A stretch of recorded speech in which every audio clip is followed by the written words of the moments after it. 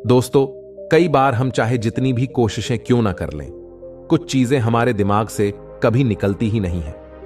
जैसे कहा जाता है कि आप किसी को माफ कर सकते हैं लेकिन भुला नहीं सकते हैं। अगर आप बार बार उन पुरानी यादों को दिमाग में दोहराएंगे तो दिमाग के लिए नई यादें बनाना उतना ही मुश्किल हो जाएगा। लेकिन सबसे बड़ा सवाल यह है कि आखिर हम उन यादों से कैसे छुटकारा पाए जिसने हमारी जिंदगी यों को रोक कर रख दिया है। दोस्तों, यही इस कहानी के माध्यम से जानेंगे। एक गुरु का एक शिष्य बहुत ही गहन ध्यान कर रहा था, लेकिन उसका ध्यान नहीं लग रहा था। उसका मन हमेशा विचारों से भरा रहता था। उसने अपने मन को खाली करने की बहुत कोशिशें की, पर उसकी सारी कोशिशें नाकाम रही। अंत में जब वह सारी कोशिशें कर चुका, तब वह अपने गुरु के पास गया और उसने अपने गुरु से कहा, गुरुदेव, मेरा मन हमेशा विचारों से भरा रहता है। मेरा ध्यान एक जगह पर नहीं लग पा रहा है। मैं ध्यान करता हूं तो दूसरी चीज पर पहुंच जाता हूं, फिर तीसरी और चौथी। ऐसे करते करते मेरे मन में हजारों विचार चलते चले जाते हैं और यह कब होता है मुझे पता भी नहीं चलता। बहुत देर बाद मुझे एहसास होता है कि मैं क्या करने बैठा था और क्या सोच रहा हूं। हे गुरुदेव, मैं अपने मन को विचारों से खाली कर देना चाहता हूं। मैं चाहता हूं कि मेरे मन में एक भी विचार ना हो। जब मैं चाहूं तभी विचार उत्पन्न हो। फिर गुरु ने कहा, किसी भी समस्या का समाधान तब निकलता है जब हम समस्या की जड़ तक पहुंचते हैं या समस्या को ठीक से समझ लेते हैं और उसको जानते हैं। जिस मन को तुम खाली करना चाहते हो, क्या तुमने उस मन को थोड़ा बहुत भी जाना है? शिष्य ने कहा, गुरुदेव, मन को जानने की बहुत कोशिशें की मैंने, लेकिन मैं जितना जानता हूं इसके बारे में वह उतना ही रहस्यमयी होता जाता है। गुरु ने कहा, जाओ और एक घड़े को छोटे छोटे पत्थरों से भरकर लेकर आओ। फिर से एक घड़े में छोटे छोटे पत्थर भरकर ले आया और गुरु के पास रख दिए। गुरु ने कहा, इस घड़े को तुम अपना मन समझो और इस घड़े में भरे पत्थरों को अपनी विचार। अब इस घड़े में पत्थर डालो। शिष्य ने घड़े में पत्थर डालना शुरू किया। घड़ा पहले से ही भरा हुआ था। 10 पत्थर डालने के बाद बाकी सारे पत्थर नीचे गिरने लगे। तब गुरु ने कहा, रुको और ध्यान से देखो। अब घड़े में पत्थर नहीं आ रहे हैं, बल्कि वह नीचे गिर रहे हैं, क्योंकि यह भर गया है। जो इसमें आ सकता था आ गया। अब और पत्थर नहीं आएंगे। अगर दूसरे पत्थर डालने हैं तो पहले वाले पत्थरों को निकालना होगा। शिष्य ने तुरंत ही कहा, गुरुदेव, मैं समझ गया हूं कि आप क्या बताना चाहते हैं। आप बताना चाहते हैं कि हमें अपने मन को विचारों से खाली कर देना चाहिए। गुरु मुस्कुराए और गुरु ने कहा, पहले पूरी बात समझ लो, उसके बाद मन को खाली कर लेना। गुरु ने कहा, हमारा मन इस घड़े से बिल्कुल उल्टा है। घड़े को तुम पत्थर से भर सकते हो, लेकिन मन को विचारों से नहीं भर पाओगे। मन हमेशा खाली ही रहता है। शिष्य ने कहा, गुरुदेव, मैं कुछ समझ नहीं पा रहा हूं। मन अगर हमेशा खाली रहता है तो हम उसे खाली करने में क्यों लगे रहते हैं? उसकी क्या आवश्यकता है? गुरु ने कहा, इस घड़े से सारे पत्थरों को एक एक करके बाहर निकाल दो। शिष्य ने ऐसा ही किया। घड़े से एक एक पत्थर को बाहर निकालता रहा और अंत में वह घड़ा खाली हो गया। गुरु ने कहा, देखा तुमने, एक एक पत्थर को बाहर निकाला तो यह घड़ा खाली हो गया। अब तुम इस घड़े में कोई भी पत्थर डाल सकते हो, दूसरे पत्थर डाल सकते हो या उन्हीं पत्थरों को दोबारा भी डाल सकते हो। आधा भर सकते हो या इसे फिर से पूरा भर सकते हो। शिष्य ने कहा, गुरुदेव, मैं भी तो यही कह रहा हूं कि मन को खाली करना है। ये पत्थर है, इन्हें आसानी से निकाला जा सकता है और घड़े को खाली किया जा सकता है, लेकिन मैं अपने मन को कैसे खाली करूं?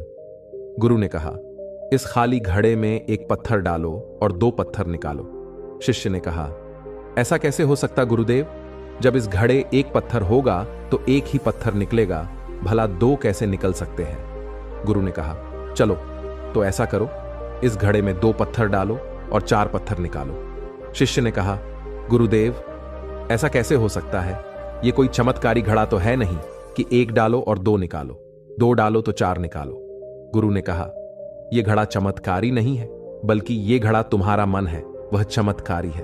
उसमें सिर्फ तुम एक विचार निकाल लोगे तो उसके पीछे 2 विचार निकलते हैं। जब तुम उन 2 विचारों को पकड़ते हो तो उसके पीछे 4 विचार निकलते हैं, और जब तुम उन 4 विचारों को पकड़ते हो तो उसके पीछे कई विचार निकलते हैं, और ऐसे ही करते करते विचारों की एक लंबी श्रृंखला बनती चली जाती है। इसी तरह तुम कहीं नहीं रुकते हो, एक के बाद एक विचारों को पकड़ते जाते हो। यह मिट्टी का घड़ा तो पत्थरों से भर जाएगा, लेकिन तुम्हारा मन कभी नहीं भरता, वह हमेशा खाली रहता है। परंतु खाली नहीं रहता। यह मन की माया है कि सब कुछ है लेकिन कुछ भी नहीं। शिष्य ने कहा, गुरुदेव, मैं आपकी बात समझ रहा हूं, लेकिन क्या मैं हमेशा अपने विचारों की जाल में ही फंसा रहूंगा? क्या मन की माया से बाहर निकलने का कोई रास्ता नहीं है? गुरु ने कहा, इस मिट्टी के घड़े को आधा पत्थरों से भर दो। शिष्य ने ऐसा ही किया। फिर गुरु ने कहा, अब इन पत्थरों में से कोई एक पत्थर चुनो और उस पत्थर की एक छोटी सी मूर्ति बनाकर मुझे दो। मैं जानता हूं तुम अच्छे कलाकार हो। एक एक करके कई पत्थर निकाले और उस पत्थर को तराशने लगा। फिर उसे लगा कि यह पत्थर अच्छा नहीं है, तो उसने दूसरा पत्थर घड़े से निकाला। उस पत्थर में भी मजा नहीं आया। फिर उसने तीसरा पत्थर निकाला, उसका रंग उसे अच्छा नहीं लग रहा था। फिर उसने चौथा पत्थर निकाला, लेकिन इस पत्थर में भी उसे दोष नजर आया। इस तरह करके उसने लगभग सारे पत्थर बाहर निकाल दिए। उसे ऐसा करता देख गुरु ने कहा, जिस पत्थर को तुमने पहली बार निकाला था, उसी पत्थर को यह समझकर तुम मूर्ति बना सकते थे कि कोई और पत्थर तुम्हारे पास है ही नहीं। तब उस शिष्य ने उस पत्थर को ही तलाशना शुरू किया और उस पत्थर से उसने अपने गुरु की एक अति सुंदर मूर्ति बनाई और अपने गुरु को कहा, इस पत्थर से इतनी सुंदर मूर्ति बन सकती है, मैं यह सोच भी नहीं सकता था। गुरु ने कहा, जब हमारे पास विकल्प नहीं होता, तब हमारे पास जो भी होता है हम उसी में अपनी संपूर्ण ऊर्जा लगाते हैं और उसी को सबसे बेहतर बनाते हैं।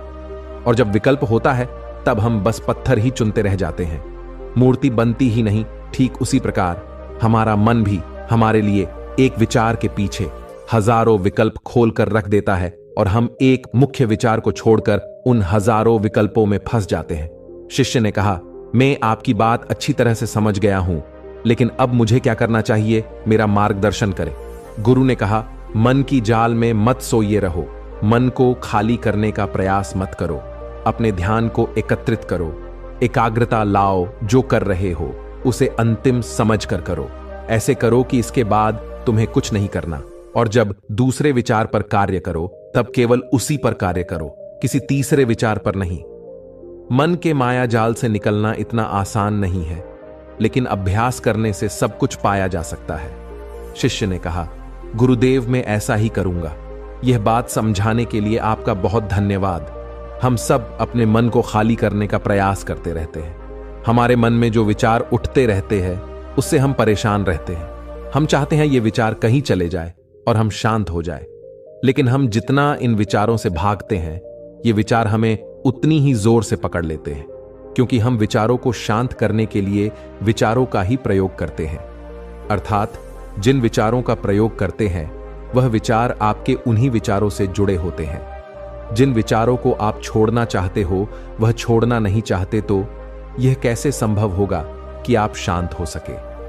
यह तभी संभव हो सकता है जब आप शांत होने की कोशिश भी छोड़ दें और अपनी समस्या के समाधान पर ध्यान दें। एकाग्रता लाए, ध्यान लगाए और इस बात को समझे कि चिंता करने से समाधान नहीं मिलता, बल्कि चिंतन करने से समाधान मिलता है।